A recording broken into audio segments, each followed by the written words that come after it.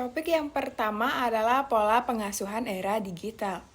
Pola asuh orang tua atau parenting yang utama adalah effective parenting atau pola asuh yang efektif.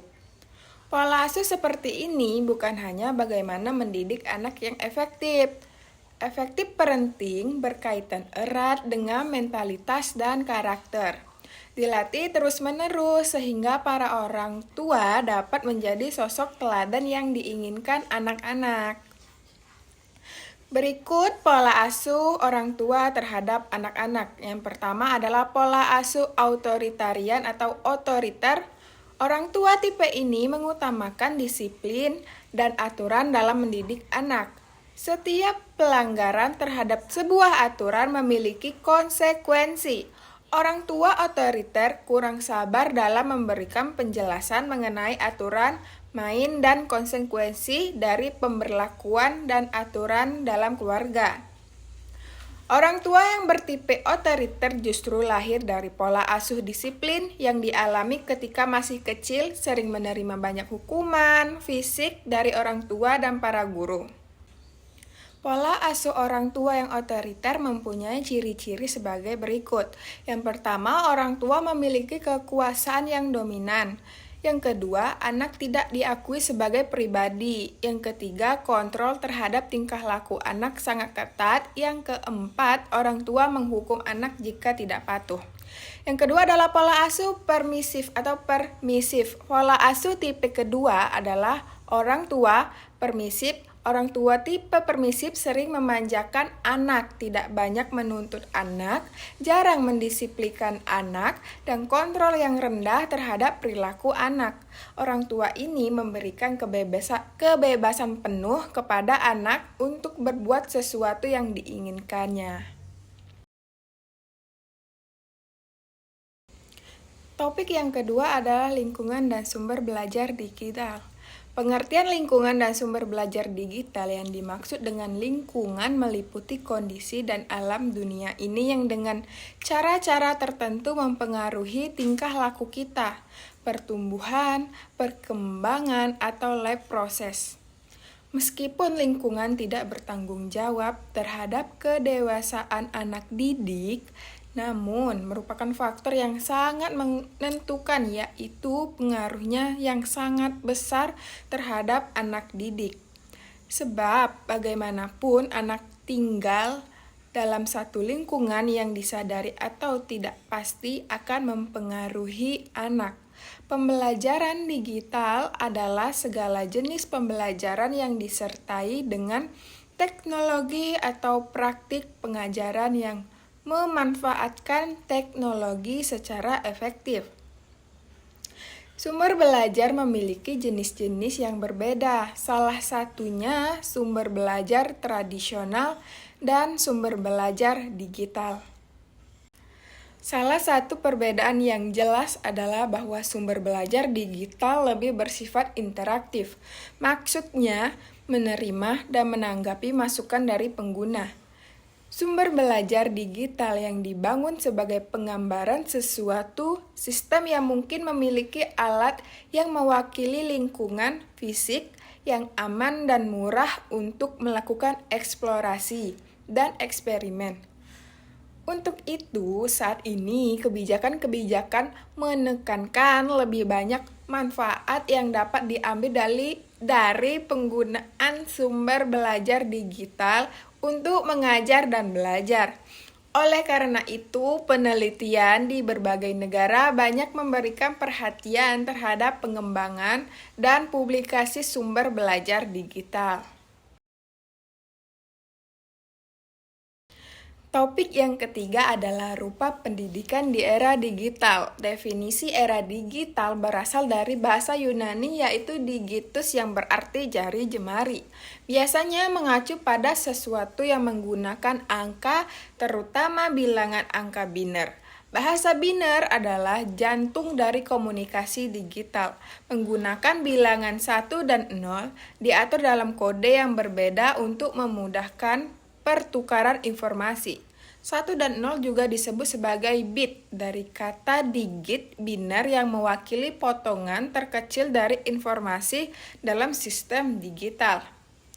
Perkembangan teknologi yang hadir dengan sistem digital telah memicu pengembangan garis komunikasi baru. Informasi teknik manipulasi dan peralatan komunikasi yang sudah ada sebelumnya, saluran dan perangkat juga telah terpengaruh. Ini adalah salah satu kekuatan pendorong revolusi komunikasi ini. Teknologi digital merupakan teknologi yang tidak lagi menggunakan tenaga manusia ataupun manual, tetapi cenderung pada sistem pengoperasian yang otomatis dengan sistem komputerisasi atau format yang dapat dibaca oleh komputer. Teknologi digital pada dasarnya hanyalah sistem penghitungan yang sangat cepat yang memproses semua bentuk-bentuk informasi sebagai nilai-nilai numeris.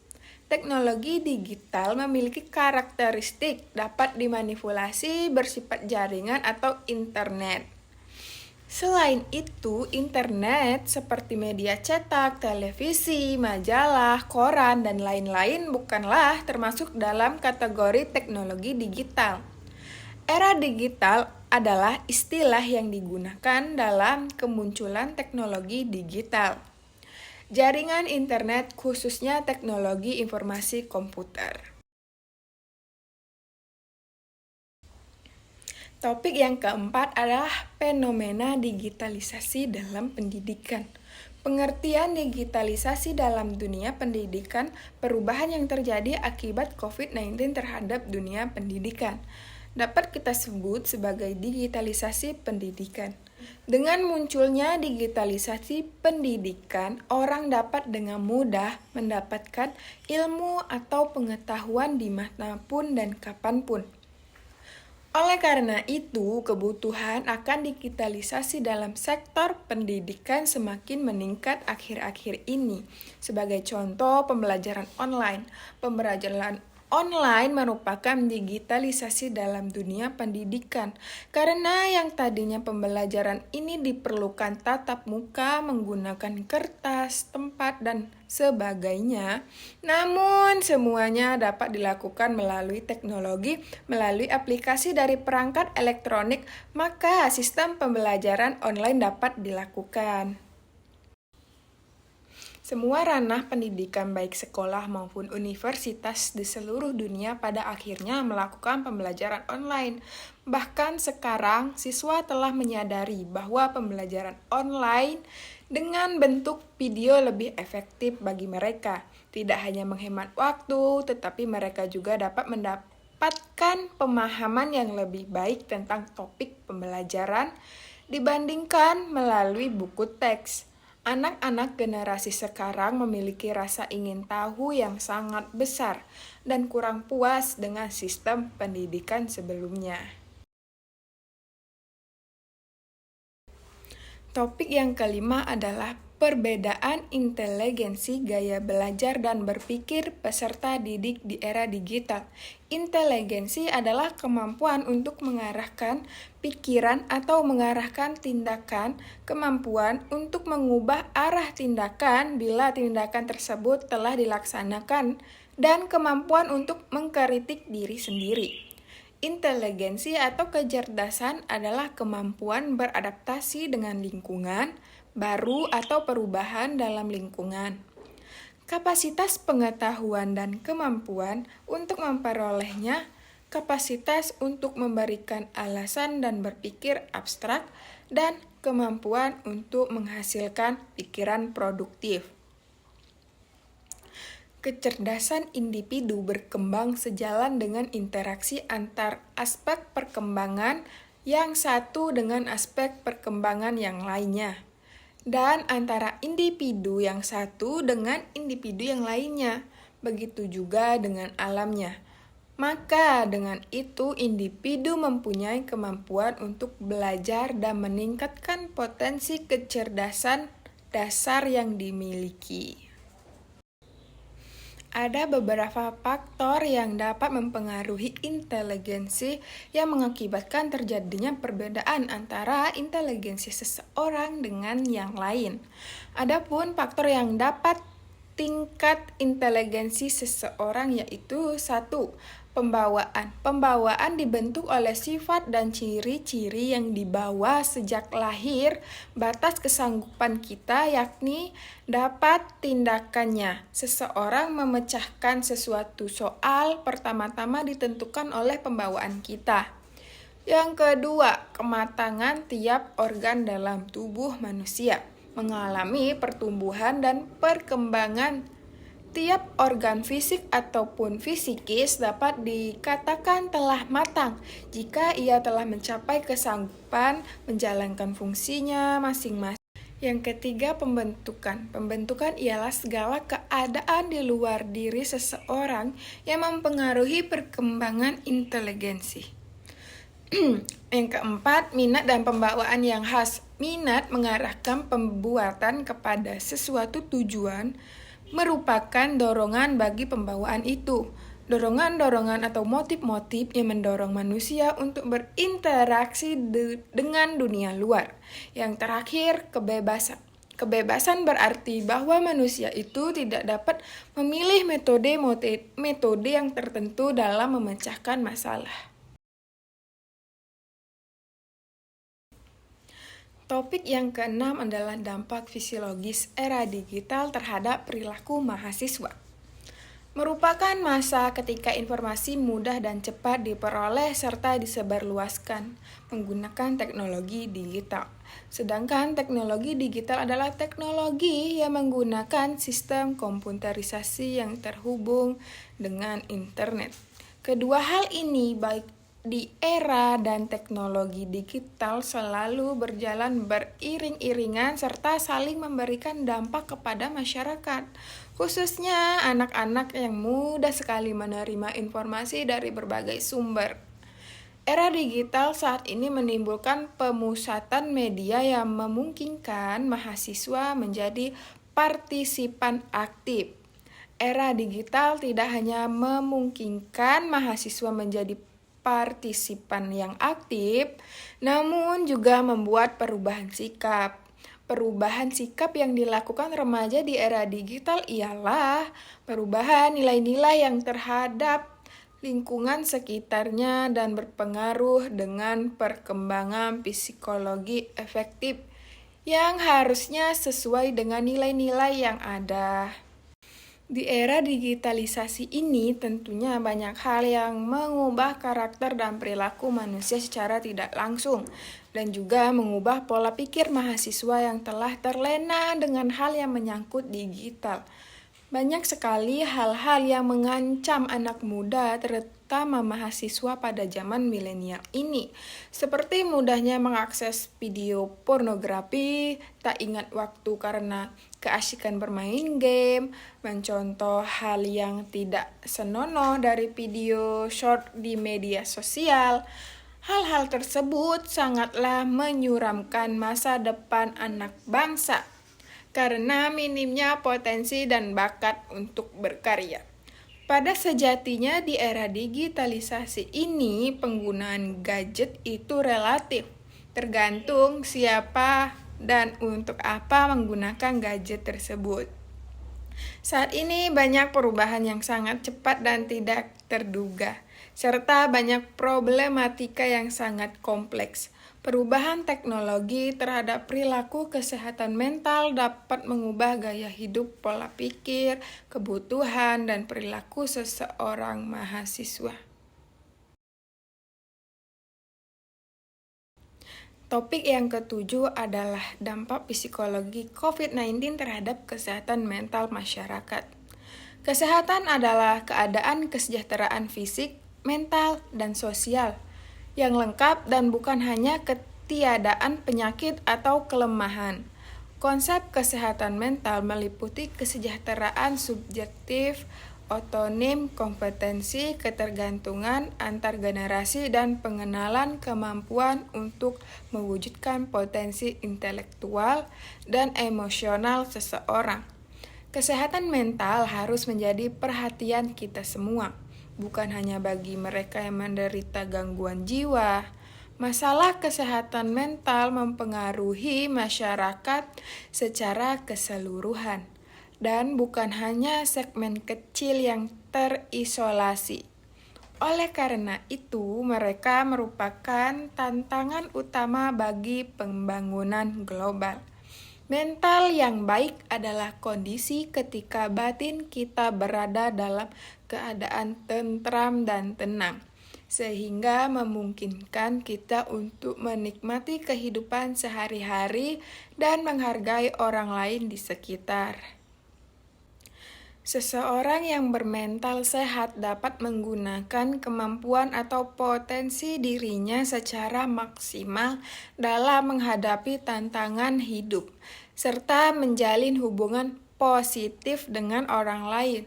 Sebaliknya, orang yang kesehatan mentalnya terganggu akan mengalami gangguan suasana hati, kemampuan berpikir, serta kendali emosional. Penyakit mental dapat menyebabkan masalah dalam kehidupan sehari-hari. Tidak hanya dapat merusak interaksi atau hubungan dengan orang lain, namun juga dapat menurunkan prestasi di sekolah dan produktivitas kerja. Oleh sebab itu, sudah saatnya kita menjalankan pola hidup sehat terhadap beberapa jenis masalah kesehatan mental. Kesehatan mental, 3 jenis kondisi yang paling umum terjadi adalah gangguan kecemasan stres. Kondisi kesehatan mental dapat berdampak besar pada semua bidang kehidupan, seperti sekolah atau prestasi kerja, hubungan dengan keluarga serta teman, serta kemampuan untuk berpartisipasi dalam masyarakat. 2 dari kondisi kesehatan mental yang paling umum adalah depresi dan kecemasan, merugikan ekonomi global sebanyak 1 triliun setiap tahun. Terlepas dari angka-angka ini, media global mengeluarkan kesehatan pemerintah untuk kesehatan mental kurang dari 2%. Depresi merupakan satu masa terganggunya fungsi manusia yang berkaitan dengan alam perasaan yang ditandai dengan rasa sedih yang berkepanjangan dan kehilangan minat terhadap kegiatan-kegiatan yang biasanya dilakukan dengan senang hati. Tanda berikutnya adalah berhenti menjalankan kegiatan yang biasanya dilakukan sehari-hari setidaknya selama 2 minggu. Termasuk perubahan pada pola tidur, nafsu makan, psikomotor, konsentrasi, kelelahan, rasa putus asa dan tidak berdaya, serta bunuh diri. Faktor psikososial yang mempengaruhi depresi meliputi peristiwa kehidupan dan stresor lingkungan, kepribadian, psikodinamik, dan kegagalan yang berulang, teori kognitif, dan dukungan sosial. Peristiwa kehidupan yang menyebabkan stres lebih sering mendahului episode pertama gangguan mood dari episode selanjutnya. Para klinisi mempercayai bahwa peristiwa kehidupan memegang peranan utama dalam depresi. Klinisi lain menyatakan bahwa peristiwa kehidupan hanya memiliki peranan terbatas dalam onset depresi. Stres lingkungan yang paling berhubungan dengan onset sesuatu episode depresi adalah kehilangan pasangan. Stresor psikososial yang bersifat akut, seperti kehilangan orang yang dicintai atau stresor kronis misalnya kekurangan finansial yang berlangsung lama, kesulitan hubungan interpersonal, ancaman keamanan dapat menimbulkan depresi. Faktor kepribadian. Beberapa ciri kepribadian yang tertentu yang terdapat pada individu, seperti kepribadian dependen, anarkistik, histrionik, diduga mempunyai resiko tinggi untuk terjadinya depresi. Epidemiologi depresi dapat terjadi dengan berbagai macam latar belakang atau pencetus riset kesehatan dasar. Pada tahun 2018 menemukan 14% keluarga yang melakukan kerumunan dengan 31,5% melakukan dalam 3 bulan terakhir.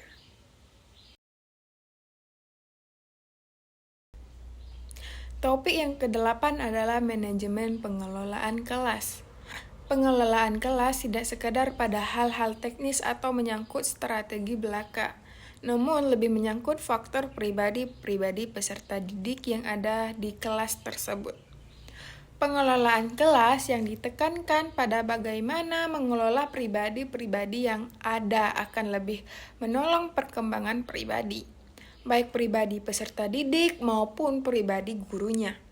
Pada hakikatnya, pengelolaan harus direncanakan agar pelaksanaannya memiliki arah dan tujuan yang jelas.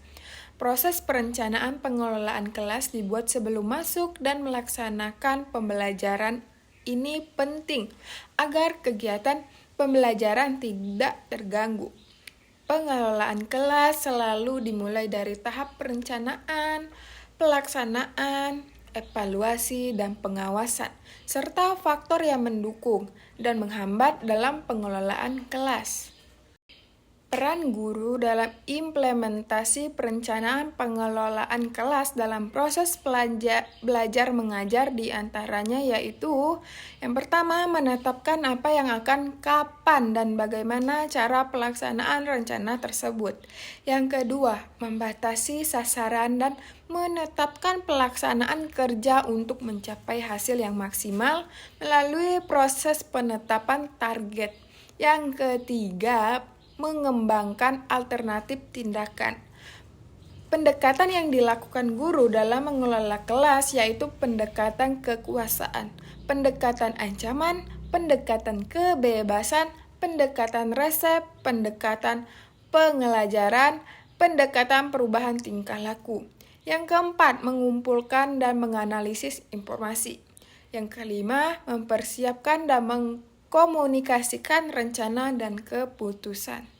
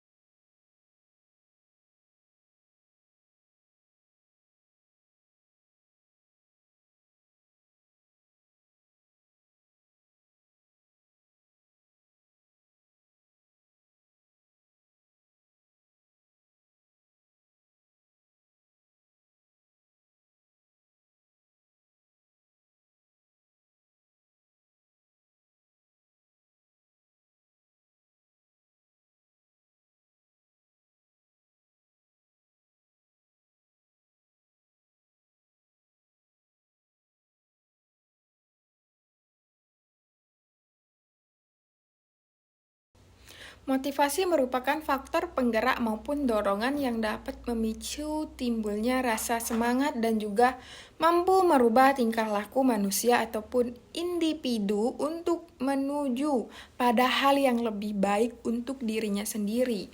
Motivasi dapat ditinjau dari dua sifat, yaitu motivasi intrinsik dan motivasi ekstrinsik. Motivasi intrinsik adalah keinginan bertindak yang disebabkan pendorongan dari dalam individu. Sedangkan motivasi ekstrinsik adalah motivasi yang keberadaannya karena pengaruh dari luar individu. Tingkah laku yang terjadi dipengaruhi oleh lingkungan. Motivasi belajar adalah proses yang memberi semangat belajar, arah, dan kegigihan perilaku. Artinya, perilaku yang termotivasi adalah perilaku yang penuh energi, terarah, dan bertahan lama.